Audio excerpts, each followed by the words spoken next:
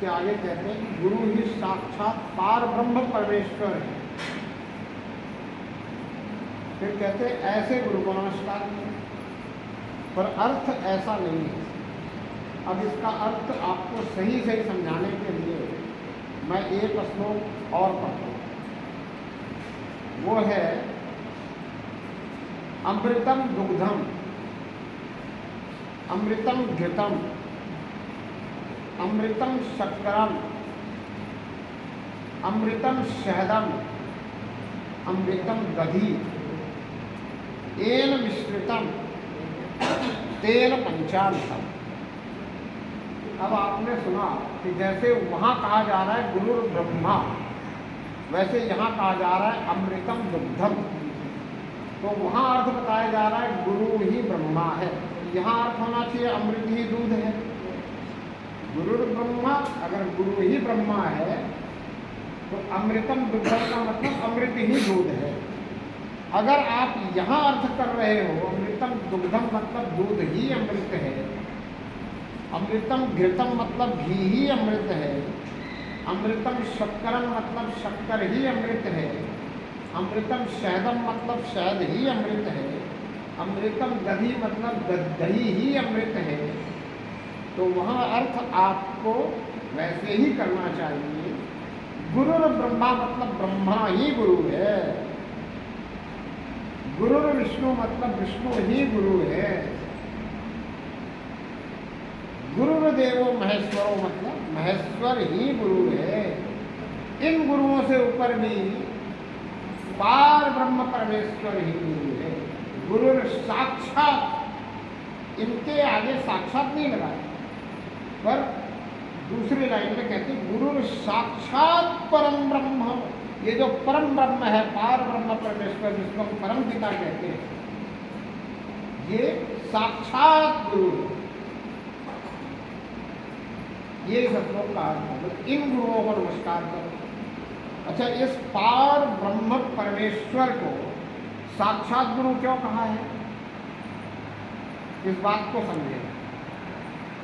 बुद्धि किसने दी? बुद्धि किसने दी? इस परमपिता परमात्मा ने, इस पार ब्रह्म परमेश्वर ने। सद्बुद्धि कौन दे सकता है? पार ब्रह्म परमेश्वर परमपिता परमात्मा ही सद्बुद्धि दे सकता है।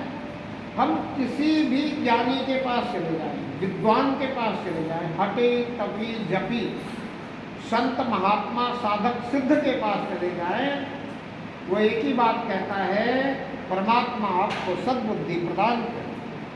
यानी ये इनमें से कोई भी आपको सद्बुद्धि प्रदान नहीं कर सकता। तो बुद्धि देने वाला परमपिता परमात्मा पार ब्रह्म परमेश्वर, सद्बुद्धि प्रदान करने वाला परमपिता परमात्मा पार ब्रह्म परमेश्वर। इसीलिए यह श्लोक कहता है कि गुरु साक्षात परम ब्रह्म। ये जो परम ब्रह्म है, ये जो पार ब्रह्म परमेश्वर परमपिता परमात्मा है, ये आपका साक्षात गुरु है।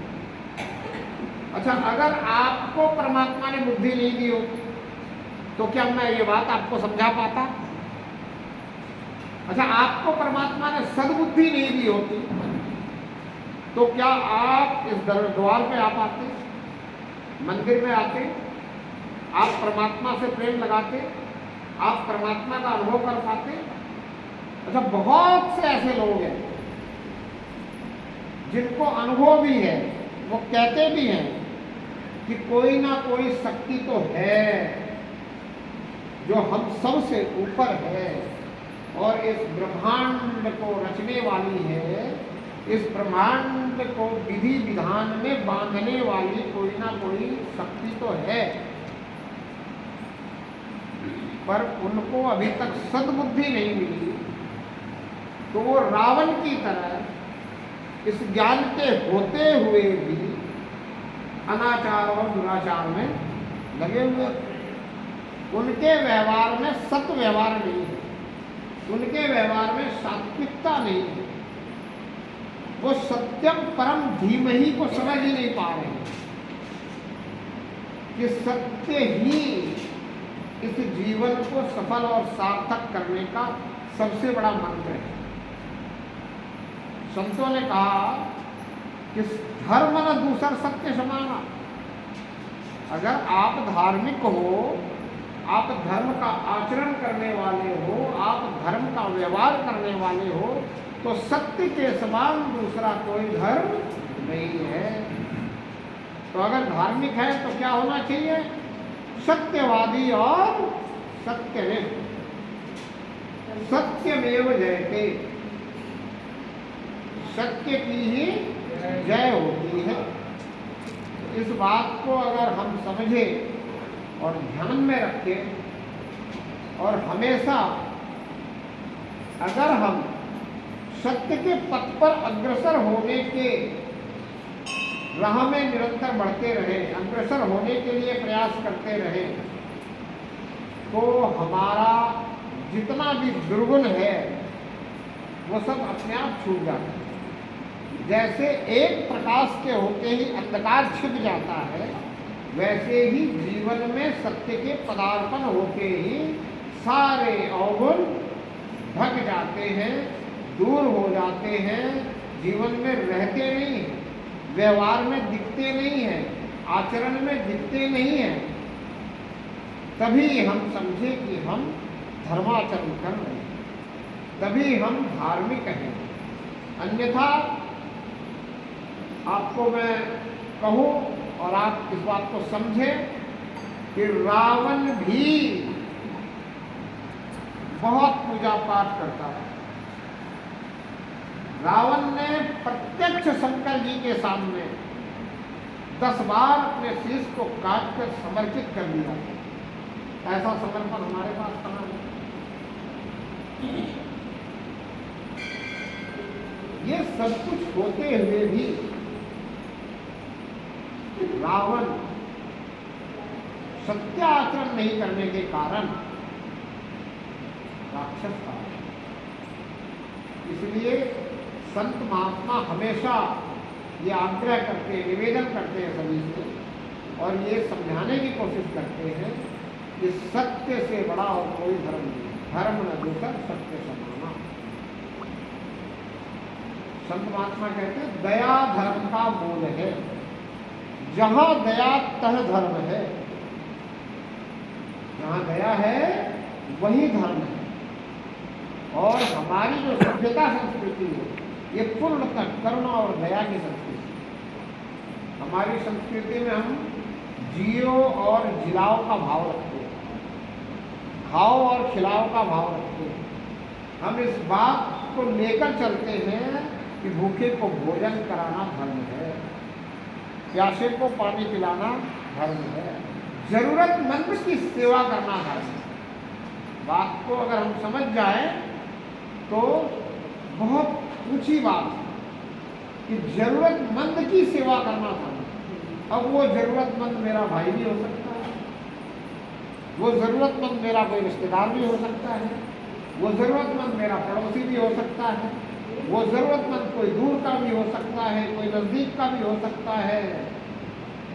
पराया तो कोई है नहीं, सब अपने हैं। क्योंकि हमारी संस्कृति कहती है अयम निजम परोवेति गन्ना लघु चेतसा उदार चरिता नाम मनुष्य वसुधैव कुटुम्बकम्। बोला जो उदार चरित्र का मनुष्य है, जिसके अंदर दया है, करुणा है, उसके लिए पूरी धरती उसका परिवार है। तो सब अपने हैं, पराया कोई नहीं है। पर जो अपने नजदीक हैं हम उनको बिसर जाते हैं, उनके हम जरूरत में शायद बहुत कम काम आ पाते हैं और हम बहुत दूर दूर तक जरूरतमंद ढूंढ लेते हैं। कहीं हम अनाथ आश्रमों में चले जाते हैं, वृद्धाश्रमों में चले जाते हैं, मंदिरों में चले जाते हैं, अनाथालयों में चले जाते हैं, और जगह हम दूर दूर सेवा के लिए चले जाते हैं। पर हमें अपने नजदीक जो सेवा का भाव रखना चाहिए वो नहीं रख पाते। यही कारण है कि आज संयुक्त परिवार बहुत कम देखने को मिल रहे हैं। मिल तो रहे हैं देखने पर बहुत कम। और संयुक्त परिवार की नींव किस बात पे टिकी थी कि हम सभी एक दूसरे की ज़रूरत में काम आए। संयुक्त परिवार की नींव इस भावना के साथ टिकी हुई थी कि हम सबको सुखी करें। हर व्यक्ति परिवार का ये सोचता था कि मेरे से सब सुखी रहें, मैं किसी के दुख का कारण ना बनूं, मैं किसी के दुख का निमित्त ना बनूं, मैं किसी के दुख का माध्यम ना बनूं। इस सोच के साथ, इस विचार के साथ संयुक्त परिवार टिके हुए। पर आज अगर ये संयुक्त परिवार नहीं है तो इसका कारण सिर्फ इतना है कि हमारी विचारधारा बदल गई है। हमें ऐसा लगता है कि मुझे सुख मिल रहा है, सब मुझे सुखी करें, मुझे कोई दुखी ना करे, मैं किसी प्रकार से दुखी ना हो, फिर तो मैं सबके साथ रहूं। क्यों? क्योंकि सुख पाने की इच्छा है, देने की लालसा नहीं है। और जब कुछ पाने की इच्छा होती है, जब कुछ पाने की संभावना दिखती है, तो वहां नहीं मिलने से दुख उत्पन्न होगा। और जब कुछ पाने की लालसा ना हो, कुछ पाने की इच्छा ना हो, देने की लालसा हो, बांटने का भाव हो, तो चाहे थोड़ा बांटे या ज्यादा बांटे, बांटने से आनंद मिलता है। पर पाने की इच्छा हो